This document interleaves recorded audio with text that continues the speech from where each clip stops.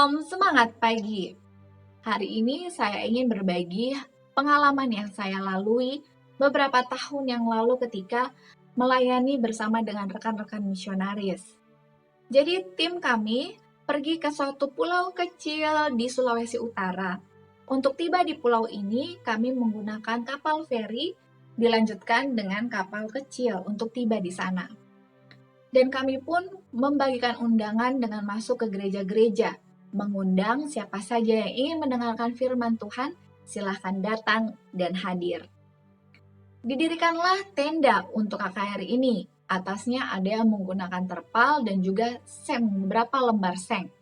Ini didirikan di sebelah rumah anggota jemaat.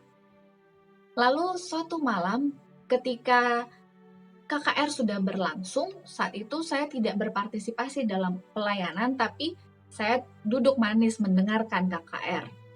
Tiba-tiba saya mendengarkan bunyi seng, klutuk-klutuk-klutuk, seperti suara batu yang dilempar. Ternyata memang batu. Dan saya melihat ada seorang bapak dengan tidak mengenakan baju atasan, hanya celana pendek, dan membawa parang. Lalu dia mengancam, "Jangan teruskan KKR ini, dan saya ingin tahu siapa yang mengajar anak remaja saya." Jadi ada sepasang misionaris yang menjadi sahabat rohani dari anak bapak tersebut yang sudah remaja dan ingin mengetahui mendalami firman Tuhan. Lalu pulanglah bapak ini ke rumahnya sambil mengatakan, "Sudah saya kurung anak saya supaya tidak hadir di KKR ini."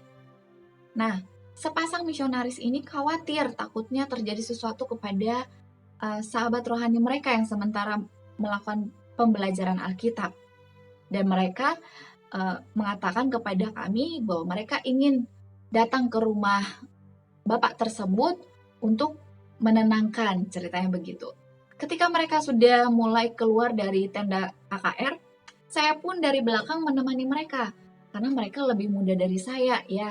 Sebenarnya untuk maksud melindungi mereka, padahal sebenarnya saya juga tidak bisa melindungi diri saya sendiri. Jadi saya berjalan bersama dengan mereka karena rumah bapak ini agak jauh dari lokasi tenda KKR. Saya terus mengikuti mereka berjalan karena saya nggak tahu rumahnya, jadi hanya mereka yang tahu. Dari belakang saya terus mendoakan mereka, "Tuhan kiranya bukakan jalan bagi kami supaya segala masalah ini boleh teratasi." Tepat di gang mendekati rumah dari bapak ini, tiba-tiba kami bertiga ditarik oleh tangan seorang ibu yang kami tidak kenal. Kami dibawa masuk ke dalam rumahnya, dimasukkan ke dalam kamar, mungkin kamar anaknya, lalu disampaikan seperti ini sebelum ibu itu menutup pintu kamar itu. "Kalian jangan keluar dari sini karena bapak itu membawa parang dan sudah pernah ada kejadian nyawa hilang di lokasi itu." Lalu saya dengan tenang saat itu mengajak kepada sepasang misionaris ini, "Mari kita sama-sama berdoa." Dan ada anggota keluarga dari rumah itu yang turut bersama dengan kami bergandengan tangan sambil berlutut terus berdoa kepada Tuhan memohon pertolongannya. Kami di situ sekitar 1 jam lebih. Saya dalam hati sambil berharap ada teman-teman dari tim kami yang lain yang mencari keberadaan kami, karena kan kami tidak kembali-kembali ke tenda KKR. Ternyata mereka terus melanjutkan KKR sampai selesai dan tidak ada yang mencari kami. Jadi karena saya pikir sudah terlalu lama kami di dalam rumah itu, kami pun meminta izin kepada ibu dari pemilik rumah, "Terima kasih banyak sudah melindungi kami, dan ibu adalah jawaban doa kami. Karena itu, kami mohon pamit untuk kembali ke tempat tinggal kami." Kami pun berjalan keluar dari rumah itu lalu disampaikan sama ibu ini terakhir kali, "Jangan lewati jalur utama. Kalian jalan saja melalui gang di belakang rumah kami ini." Lalu kami pun berjalan pelan-pelan dalam kegelapan kampung itu. Kami puji Tuhan kembali ke lokasi kami tinggal. Di tempat itu saya berharap Tuhan segera datang. Karena setelah saya kembali ke rumah itu baru saya mengerti ternyata selama ini saya berada dalam bahaya. Saya bersyukur Tuhan mengirimkan malaikatnya, yaitu ibu itu, yang turut menyelamatkan kami. Ini hal yang saya syukuri. Saya percaya Anda juga pernah mengalami hal-hal yang seperti ini yang nyaris merenggut nyawa, tapi Tuhan turut ambil kendali. Kiranya rasa syukur terus menjadi bagian kita. Baiklah, mari kita lanjutkan bacaan renungan pagi kita hari ini di tanggal 8 Maret dengan judul Kesukaran mengajar kita rindu ke surga. Ayat intinya tertulis dalam 2 Korintus 4 ayat 17. Sebab penderitaan ringan yang sekarang ini mengerjakan bagi kami kemuliaan kekal yang melebihi segala-galanya, jauh lebih besar daripada penderitaan kami. Penjelasannya, walaupun Tuhan tidak menjanjikan kebebasan dari pencobaan kepada umatnya, Dia telah menjanjikan yang jauh lebih baik. Dia telah mengatakan, selama umurmu kiranya kekuatanmu. Jika engkau dipanggil supaya pergi melewati perapian yang menyala-nyala untuk kepentingannya, Yesus akan hadir di sampingmu sebagaimana Dia bersama-sama dengan ketiga orang muda yang setia di Babel itu.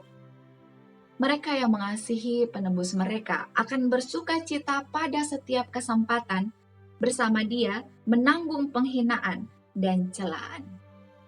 Kasih yang mereka tunjukkan kepada Tuhan mereka membuat penderitaan untuk kepentingannya manis. Sepanjang zaman, iblis telah menganiaya umat Allah. Dia telah menyiksa mereka dan membunuh mereka, tetapi dalam kematian, mereka menjadi para pemenang. Mereka nyatakan dalam iman mereka yang kukuh, seseorang yang lebih kuat daripada iblis.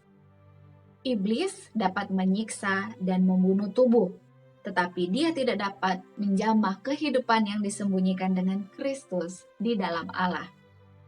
Dia dapat mengurung dalam tembok-tembok penjara. Dia tidak dapat mengikat semangat atau roh. Mereka dapat melihat melewati kegelapan sampai kepada kemuliaan seraya berkata, sebab aku yakin bahwa penderitaan zaman sekarang ini tidak dapat dibandingkan dengan kemuliaan yang akan dinyatakan kepada kita. Gereja Allah yang dibenci dan dianiaya oleh dunia sedang dididik dan didisiplin dalam sekolah Kristus. Mereka berjalan di jalan-jalan sempit di dunia.